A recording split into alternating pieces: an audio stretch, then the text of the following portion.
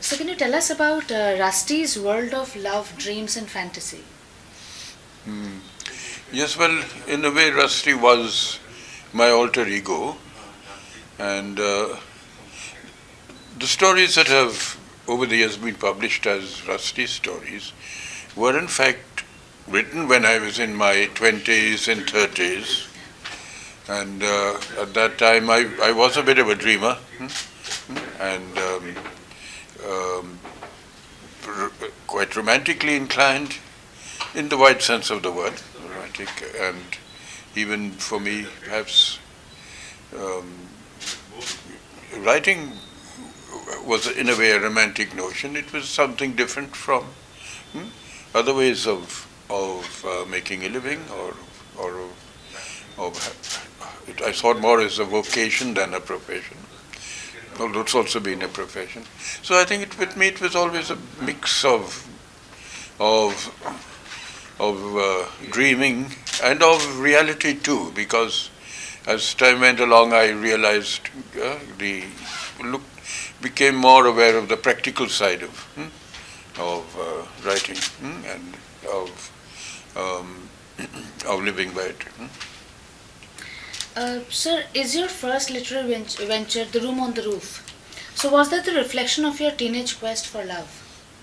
Very much so, I think. Yes, it reflected me as a rather lonely, isolated uh, boy.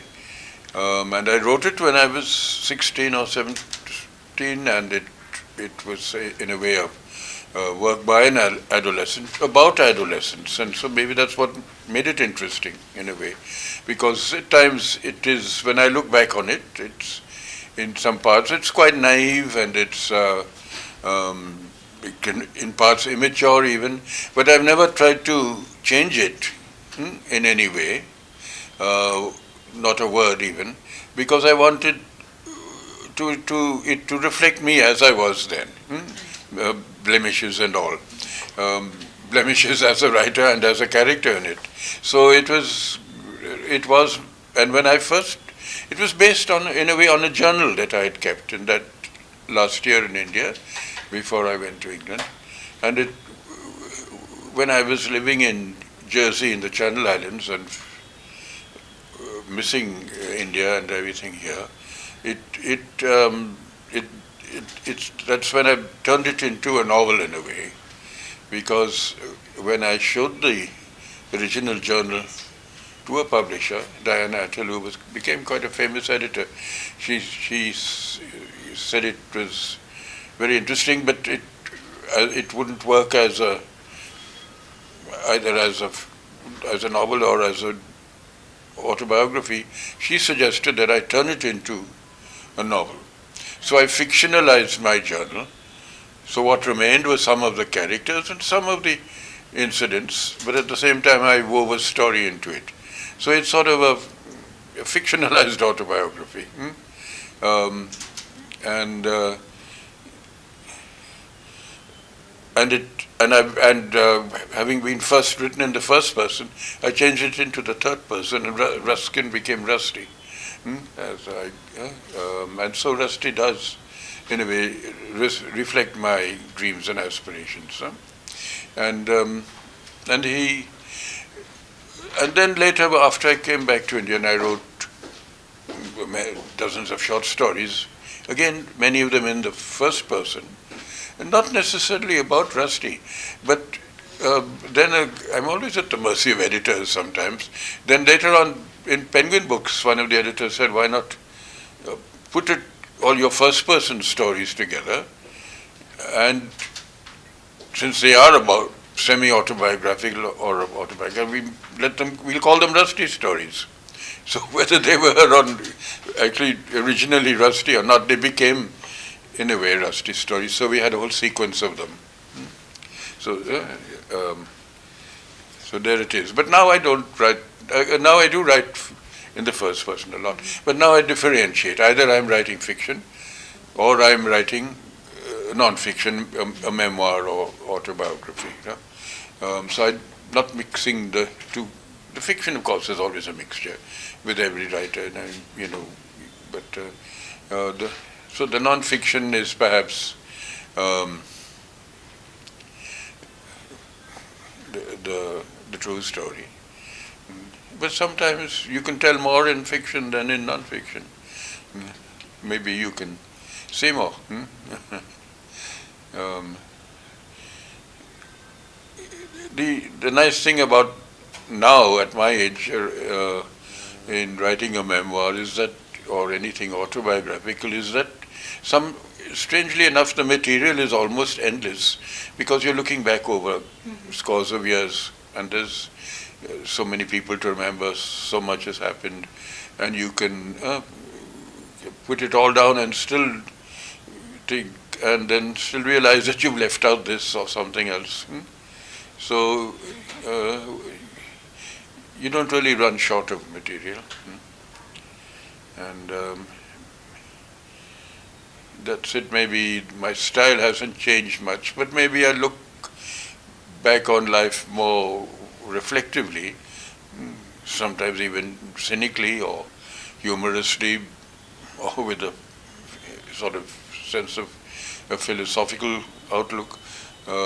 Whereas when you're young, and when I was writing in my teens and 20s, it was spontaneous, as it would be at that age. And now maybe it's not that spontaneous, but it's more reflective, and maybe more of an adult writing, even when I write about boyhood. Right.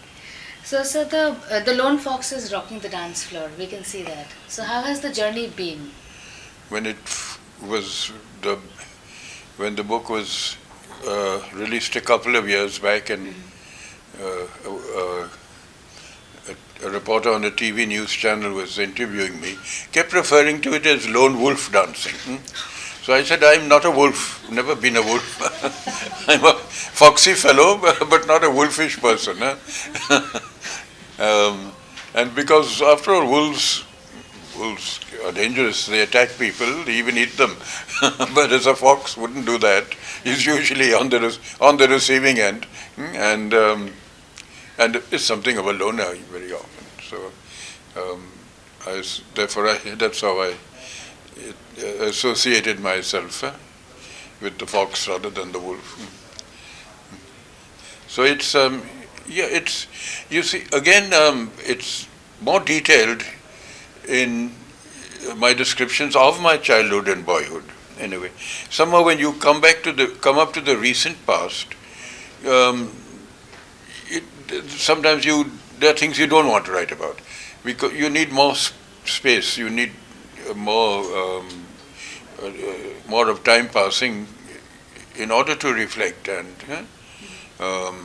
when you're looking back. So there's still a lot, maybe, I don't know, maybe there's still a lot more to write about the recent past, maybe the last 20 years or so. So it can never really be complete. So, but then it doesn't have to be. So you always mention that you're a bad dancer. So what about some beautiful lady has ever approached you and you refused, or that I'm a bad? You always say that in different interviews that you're a bad dancer. Dancer. So what about some beautiful ladies of Dehradun and Mussoorie ever approached you for a dance? Bad dancer, bad singer. People don't allow me to sing, especially in company, or if I'm in a car, there's definitely going to be an accident. If I burst into song, the car goes off the road.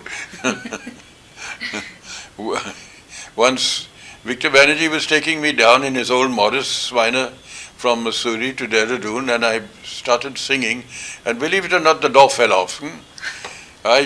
I told him it was because it was an old car and he just tied the door on with some shoestring, but he said no, it was my singing that did it.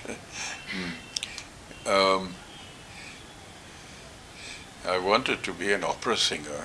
You wanted to be an opera singer? Yes, that's right, but opera would have collapsed. That would have been the end of all operas if I'd become an opera singer. And I wanted to be a tap dancer. And now I don't have the figure for tap dancing.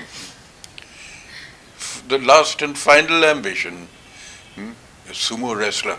You wanted to be so. Now I have the figure for it. So I'm running out of alternative careers. But sir, we don't know if you really have some. Maybe you have some good talent behind this. You're not telling us. Might be. As a dancer. As a dancer, as a singer, even a sumo wrestler. Dancing I might have done. I used to follow the great dancers of those days, like Gene Kelly and Fred Astaire, and that was the era of the musical, the 50s and 40s, 50s. Now the musicals have died out as far as films go. I mean, we still have music in our films, but in India, but even Hollywood doesn't make musicals anymore. Very few. Very few.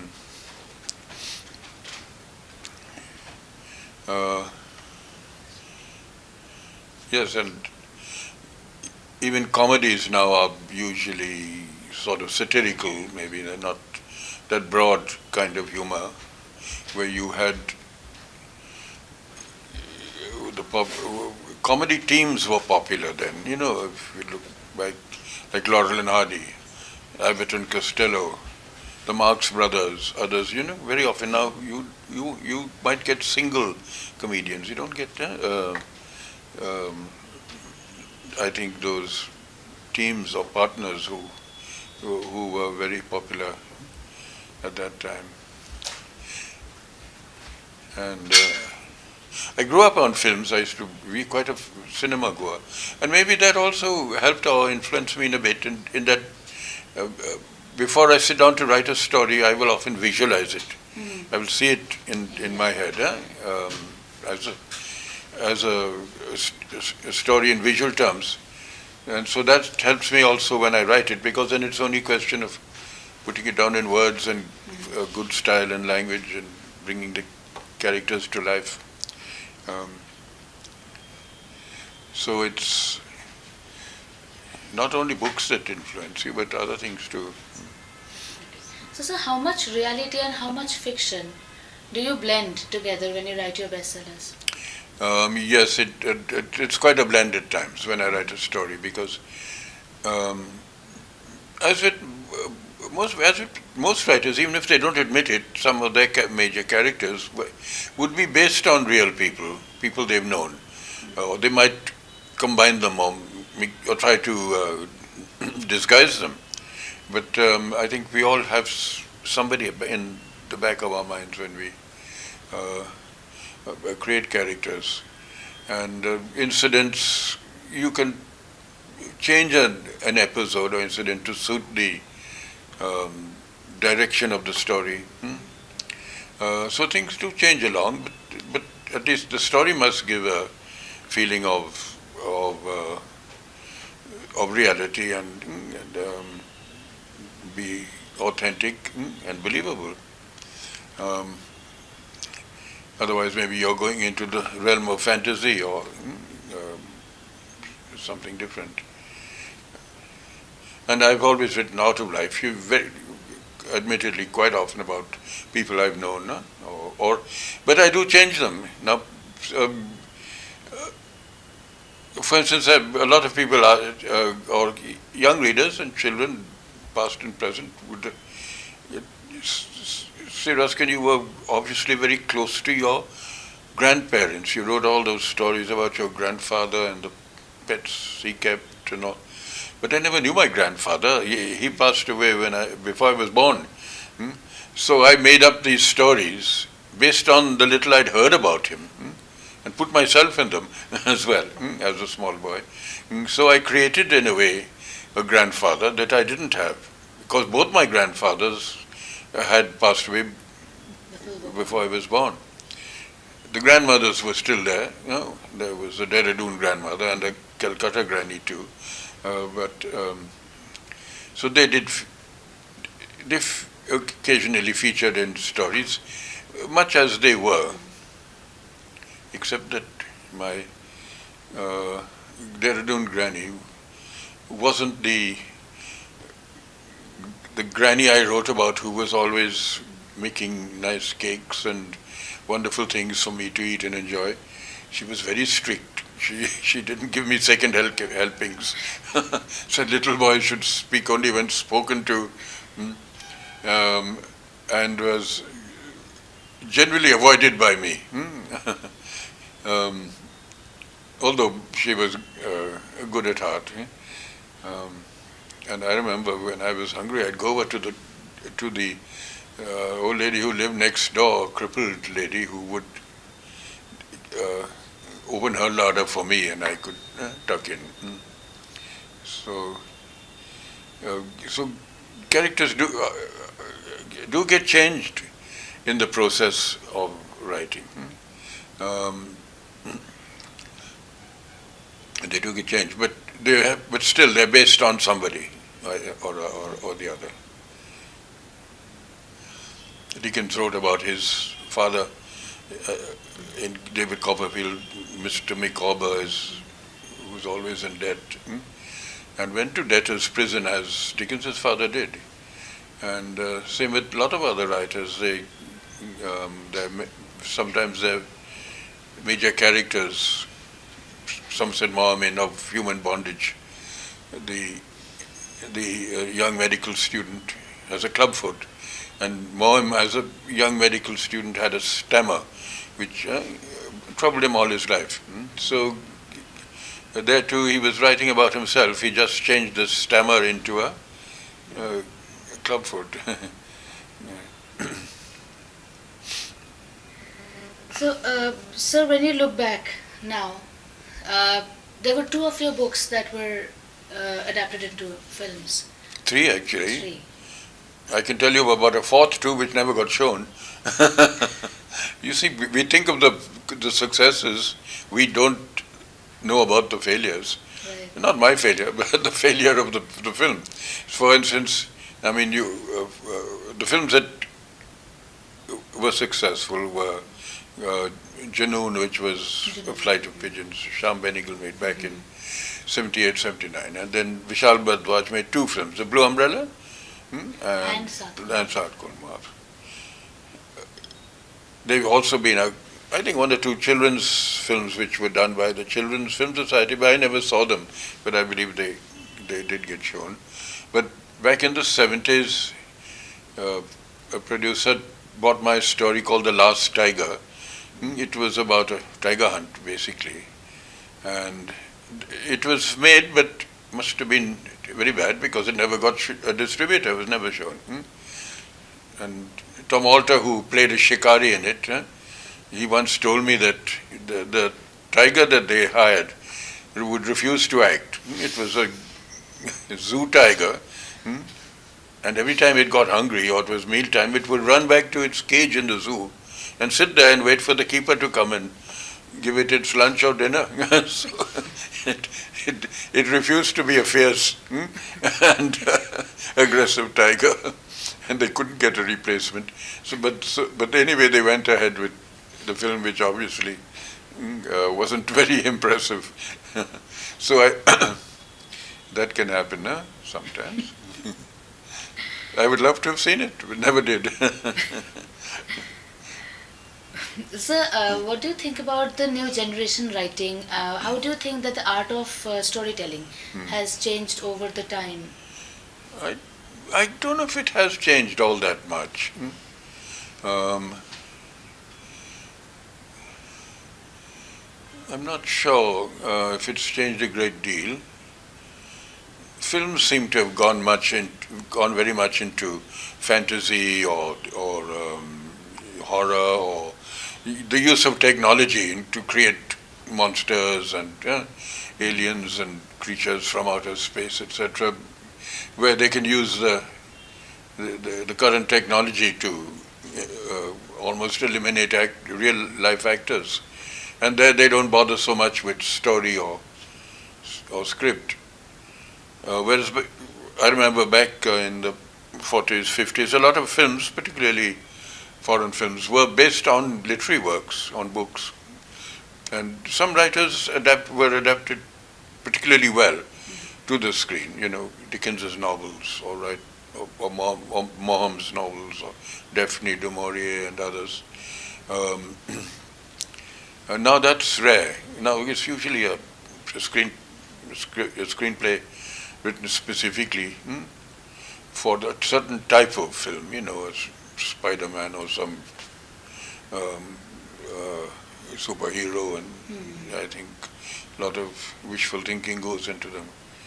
Um, but books, literature, they used to get all kinds of writing. I don't read novels as much as I used to. Um, I, I read more of maybe biographies and history if it's not too academic. I like to still enjoy detective novels and crime fiction. So I read quite widely, even the newspaper, from beginning to end. I skip the matrimonials, otherwise I read most of the paper.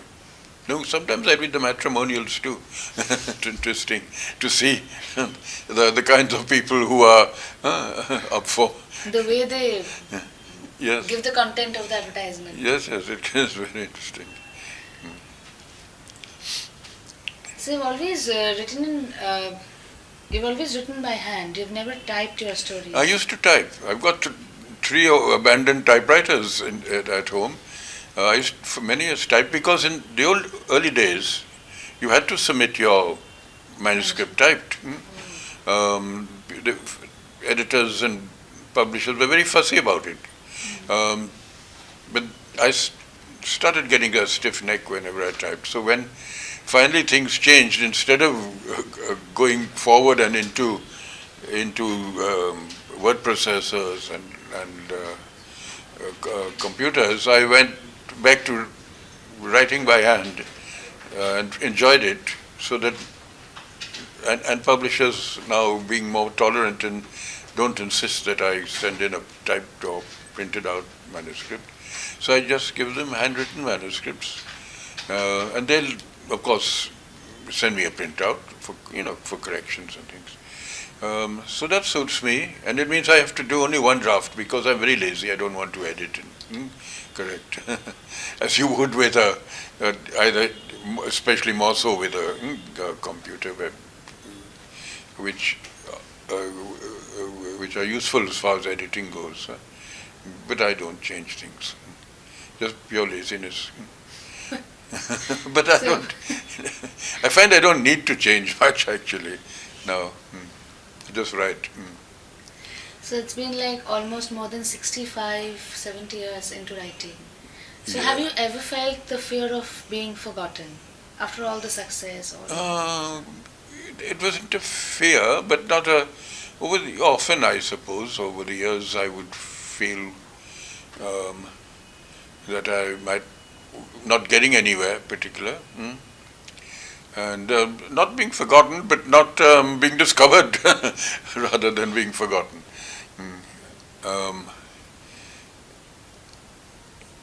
Now I don't bother about that. I've just write because I have to, and it's the thing I do best, and I enjoy it, and the rest is left to just chance, and chance gives, chance takes away, and chance gives again. Yeah, so you get philosophical about this: periods of success, periods of failure.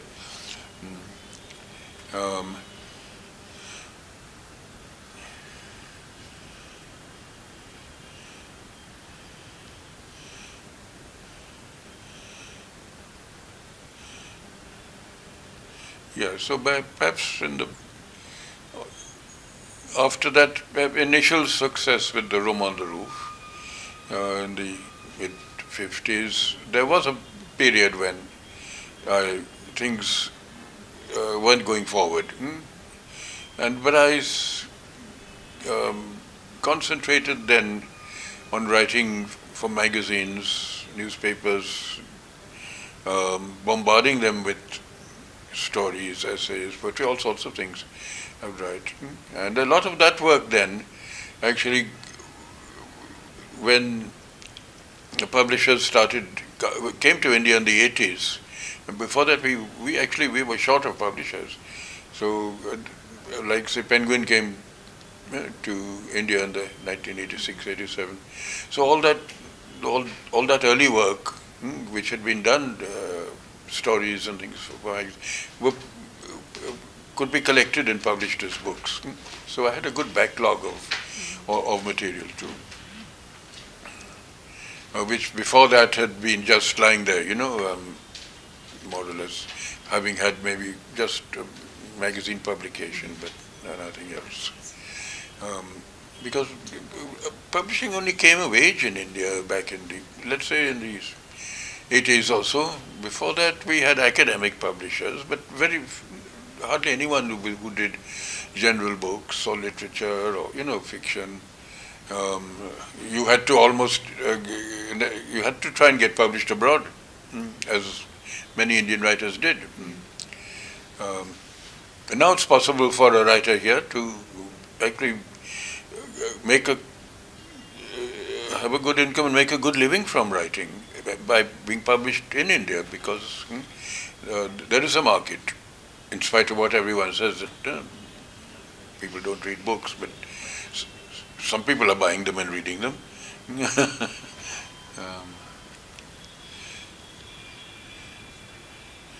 So things are better today for writers in the country.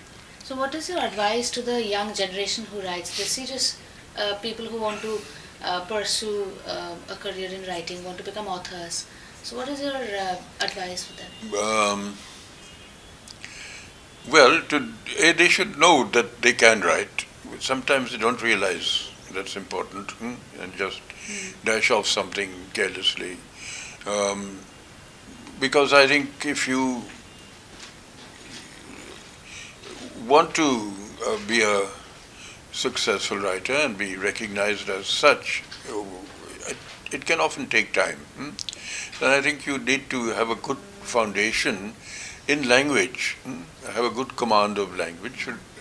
Whatever language you're going to write in, whether it's English or Hindi or Bengali, you must respect the language and be fluent in it, and have a good command of it, so that you can sustain your writing over a period of time. So a lot of people perhaps don't bother with that. They just want to dash into producing a novel or something big, and they have the conception or misconception that fame and glory are going to come to you very quickly, which isn't the case. That can happen, but it's very rare. It's usually takes years of. Even if it is, sometimes it becomes very short-lived. It can be short-lived, and it can end then in disillusionment. Yes, some writers are quickly forgotten. Very often, young writers feel that writing, you're sort of giving yourself a sort of immortality to writing a book, which is not the case. If you look back over the history of literature, I think 99 out of 100 writers are forgotten, and there's so many from the past who are not read anymore. Who some of them very good, but who've been neglected, forgotten. I don't know. I feel there's probably a little more writers than readers. Yes, I did say that somewhere, that there are more writers than readers. It's strange, though. I often sit in a bookshop and sign books for readers. Some of people who come for the book, they might be genuine readers. Some maybe they come for the autograph or for the photo op. And sometimes they're writers who would ask maybe for some advice or suggestion or something, or they would present me with their book if they've just published it, as many people self-publish too. And it's strange, though, maybe it's the inborn egotism in most writers. The ones who give me their book hardly ever buy mine. it's always the question of this. This is my book. It's far more important. You can give me your opinion on it, but and it has to be a good opinion. That's, I suppose, that's a sort of form of egotism too. Then, huh?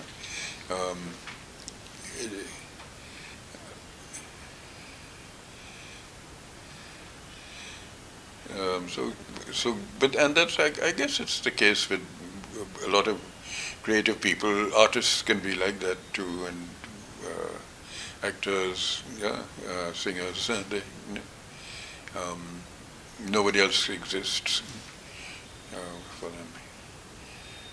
It probably was. I was probably like that too when I was younger. But perhaps not, because if you see now, over the last 20 years or so, even successful writers have become, in a way, celebrities, because due largely to the visual media. So you become a face, which was not the case 30 or 40 years back when we didn't have television or the internet or anything. So then you could be a successful writer, but you wouldn't have been accosted by fans, as sometimes happens now, because you were anonymous. And that, I think, it gives you an advantage to be anonymous as a writer, because then you're looking at the world without the world looking at you.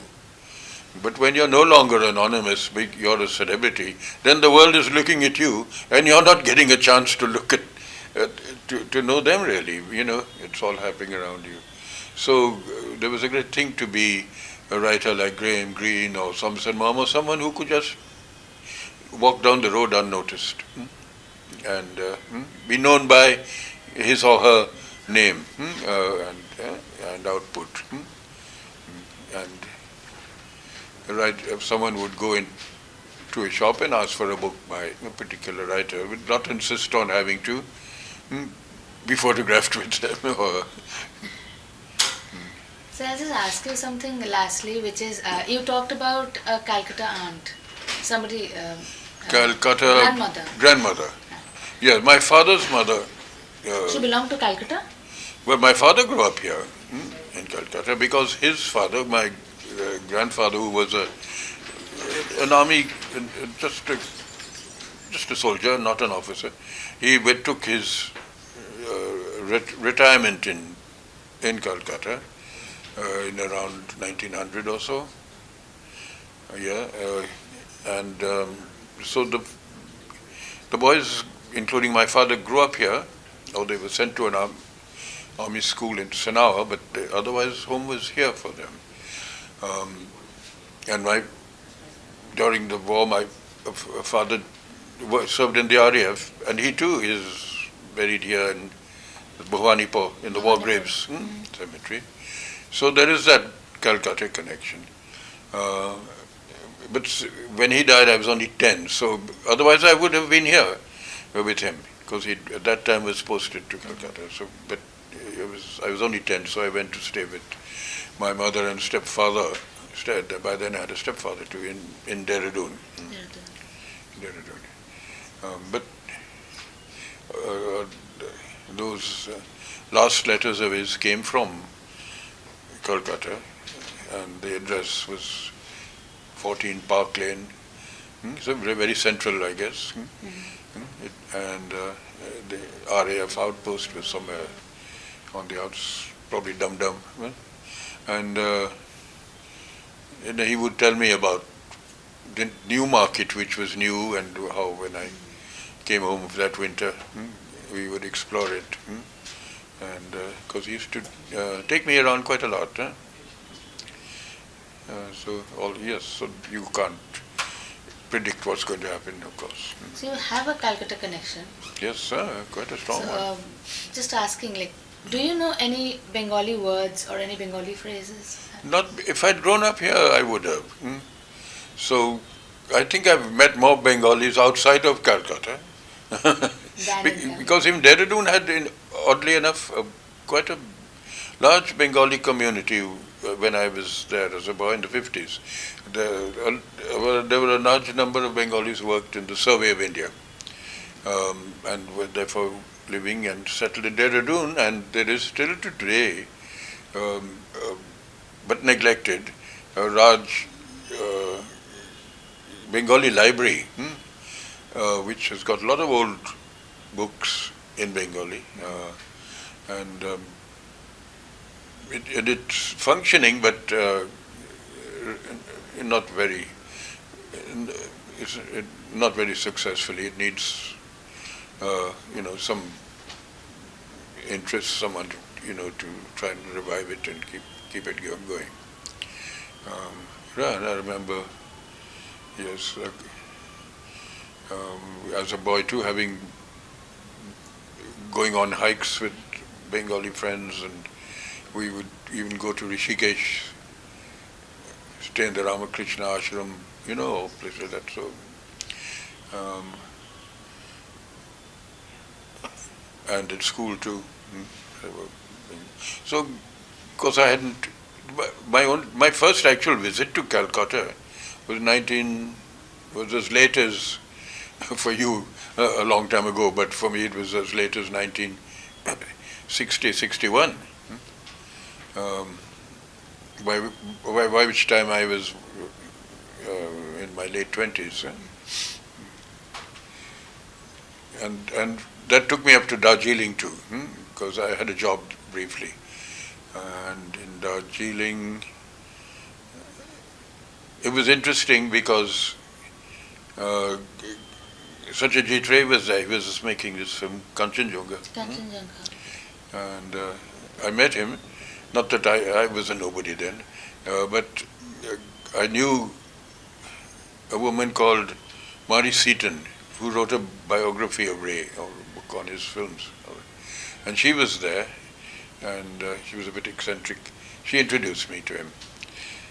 So I did watch him doing some of his filming, and we all stayed at the same hotel, and so did a group of a crew from Bombay. They were Shami Kapoor and company, and they were making a film called Professor. And the two styles of filming were very different. So you had Ray sort of filming on the Mall Road and sort of realistic shots, and then you had Professor, which was, they were doing songs and dances on the railway tracks, at the Darjeeling station. And so it was a contrast in filming techniques. Yeah. I wrote about that somewhere.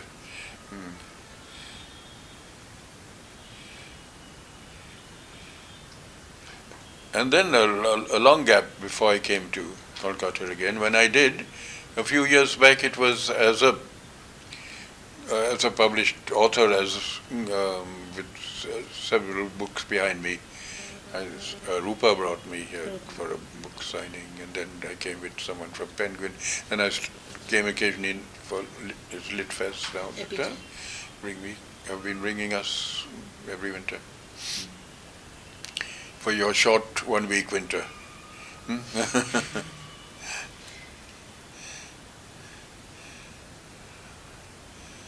So there.